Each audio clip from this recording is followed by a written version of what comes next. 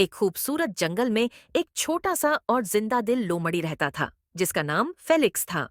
Felix बाकी लोमड़ियों से अलग था। वह न सबसे तेज था और न सबसे मजबूत, लेकिन उसके पास एक खास चीज थी, दिलेरी। एक दोपहर फेलिक्स ने जंगल के गहरे हिस्से से एक नरम आवाज सुनी। उसका दिल धड़कने लगा और उसने आवाज का पीछा करना शुरू किया। जैसे जैसे वह और अंदर गया, जंगल और भी अंधेरा और रहस्यमय हो गया। लेकिन फेलिक्स को डर नहीं लगा। वह पक्का इरादा के हुए था कि वह इस आवाज का राज जानकर रहेगा। आखिरकार वह एक खुला मैदान में पहुंचा, जहां एक छोटा सा खरगोश कांटों की झाड़ी में फंसकर रो रहा था।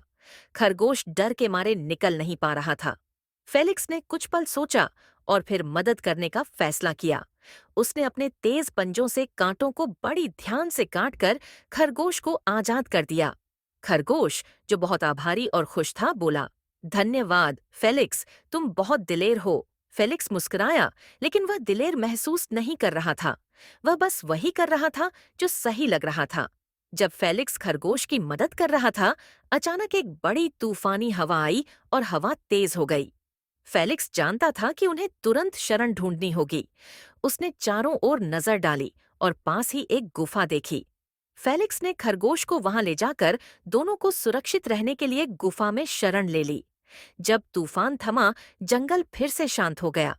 फेलिक्स ने अपने काम पर गर्व महसूस किया, न इसलिए कि वह सबसे ताकतवर या तेज था, बल्कि इसलिए कि उसने मुश्किल समय में सही फैसला लिया था। उस दिन के बाद जंगल के सभी जानवरों ने फेलिक्स की तारीफ की, न उसकी शारीरिक ताकत या तेजी के लिए, बल्कि उसके बड़े दिल के लिए। और फेलिक्स ने समझ लिया कि दिलेर होने का मतलब यह नहीं कि आप कभी नहीं डरते, बल्कि यह कि आप सही समय पर सही काम करते हैं।